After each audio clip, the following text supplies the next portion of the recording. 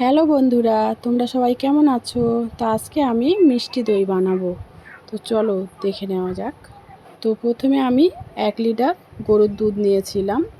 একটা হাঁড়িতে দিয়ে ভালো করে নাড়তে হবে, যাতে দুধের উপরে সর না পড়ে থাকে। তারপর আমি রেড কাউর যে টক দই প্যাকেট নিয়েছিলাম, নিয়ে একটা ছাঁকনির সাহায্যে জল ঝারতে দেব। তারপর আমি দই বানানোর জন্য 250 চিনি নিয়েছি। তার থেকে 2 চামচ নিয়ে আমি একটা হাঁড়িতে দিয়ে ক্যারামেল করছি।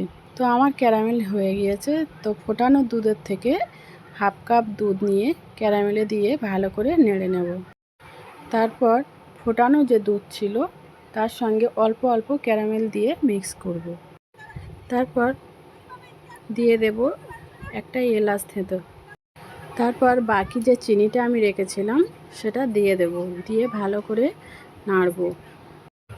তারপর আমি যে টক দইটা ছাঁকনিতে দিয়ে জল ঝরাতে দিয়েছিলাম, সেটা যে পাত্রে আমি দই বসাবো সেই পাত্রে কিছুটা লাগিয়ে দেব, আর বাকিটা দুধের মধ্যে দিয়ে ভালো করে ঘেঁটে নেব। তো তারপরে আমার দুধটা রেডি হয়ে গিয়েছে। এবারে ঢেলে দেব পাত্রের মধ্যে, দিয়ে ভালো করে ঢেকে দেব।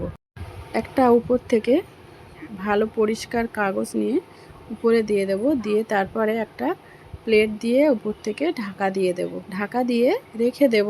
তারপরে 12 ঘন্টা পরে আমি দেখব যে আমার দইটা ঠিকঠাক হয়েছে কি। তো আমার দইটা ঠিকঠাক হয়ে গিয়েছিল।